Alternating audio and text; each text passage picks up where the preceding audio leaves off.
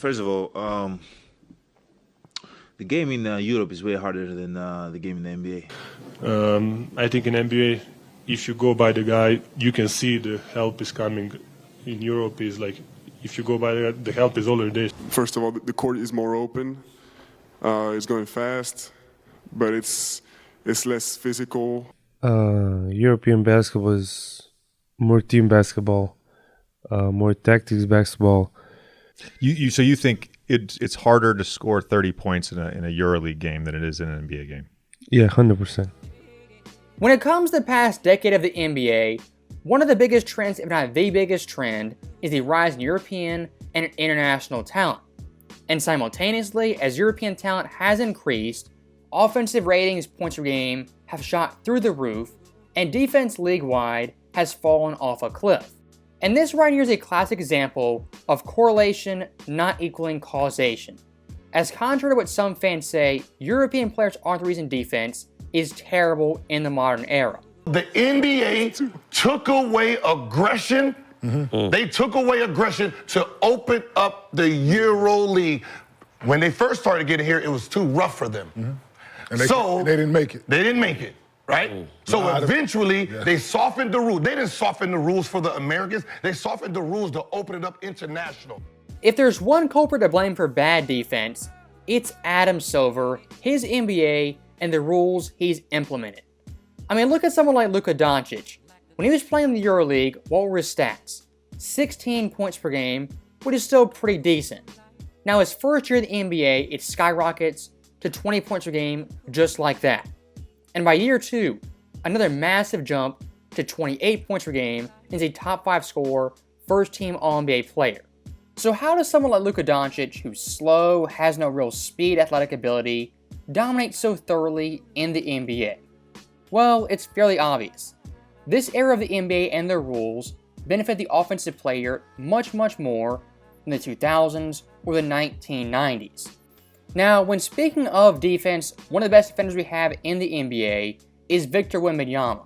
And looking at Vic in year 1, despite being a European player, debatably the best defender in the game.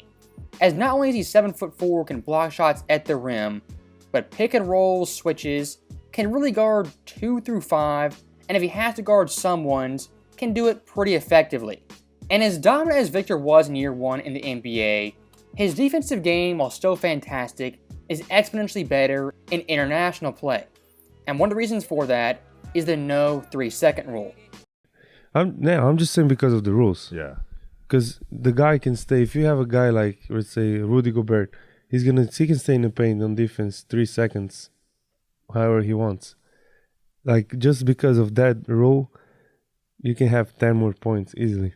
I think in NBA, if you go by the guy, you can see the help is coming. In Europe, is like if you go by the help is already there, so you need to kind of think, play ahead, you know. So it's interesting. And that right there is the crux of the video, the 3-second rule. As looking across NBA history, the rules, the changes, the evolution of the game, adding the 3-second rule changed the entire dynamic of the defense and the game in general. And now in the current NBA, we have 5 guys who can shoot, space the floor. The defense is so disadvantaged, it's not even funny. I mean, someone like Luka basically is playing one-on-one every possession. And according to him, what he does, he watches that backline defender in the paint. As soon as they step out, he attacks, gets an easy layup, an and one, or draws a foul. And looking at this year's Olympics, France already, with the pairing of Gobert and Victor, defensively, just downright dominant. As look at some of these clips in the paint at the rim, deterring everything. And if a team like USA has some post presence, a Joel Embiid, Anthony Davis, yes, you have Victor guarding one of those guys on the block, but in the middle of the paint on the other side is Rudy Gobert. And unlike the NBA, those guys can camp there and play great help side defense. And historically speaking, looking at the NBA, the only duo comparable to Gobert and Wembanyama is Ralph Sampson and Hakeem. And much like international basketball, European basketball, back in the 80s, there was no 3-second rule. So having Ralph Sampson and Hakeem Olajuwon playing post defense not only have to beat Ralph, but also Hakeem at the rim.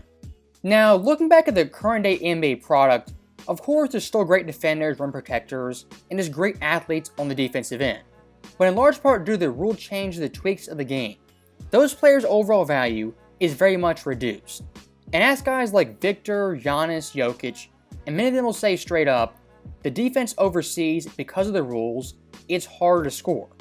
First of all, the game in Europe is way harder than the game in the NBA. I think over there is more intense. Like people pick you up full court, double team you, full court zone, to man to the last 5 second double teams from the start from zone, and then they go man to man the last 10 seconds, and then the double team you in the post. There's no lanes to drive. Like it's just the more physical.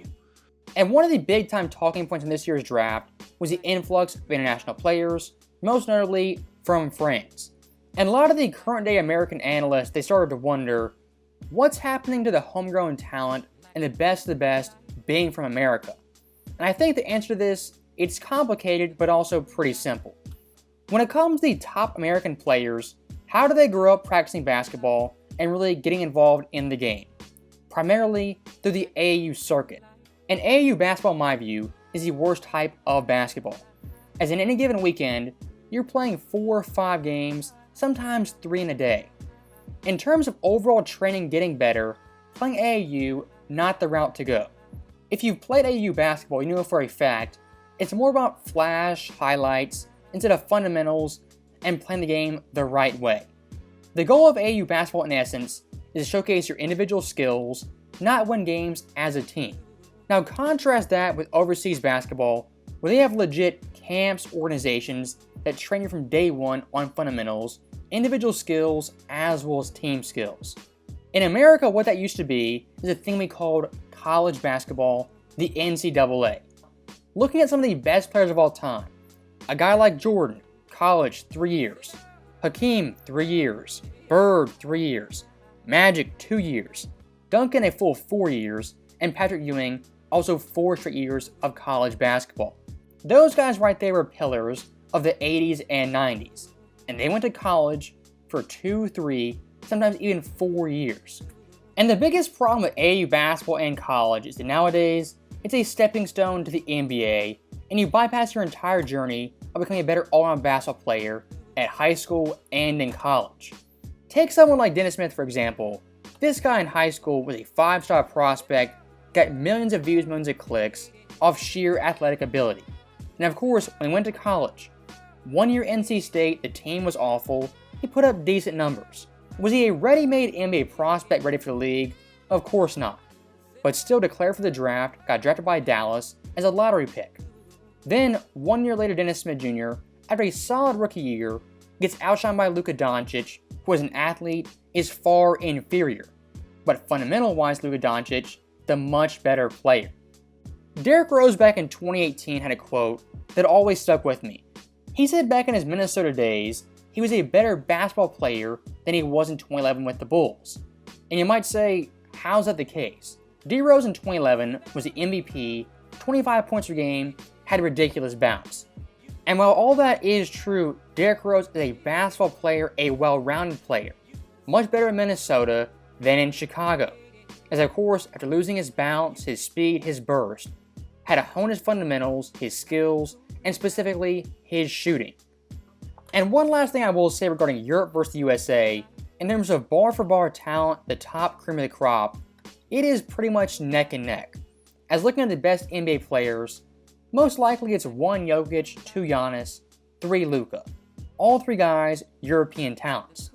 Then past that, 4, 5, 6, your SGAs, Tatums, Embiid. Then the next level, Steph Curry, AD, Kevin Durant, and LeBron James. So looking at the top tier cream of the crop, the best players in the NBA, the majority of them are international players and European talents. Now the one thing USA still does have is a vast talent pool below that, as the majority of the best NBA players are American. But the funny thing is, the best players, the MVPs, for the past 6 years have all been foreign-born talents. So, as always, thank you guys for watching, hope you enjoyed it. I'll see you next time.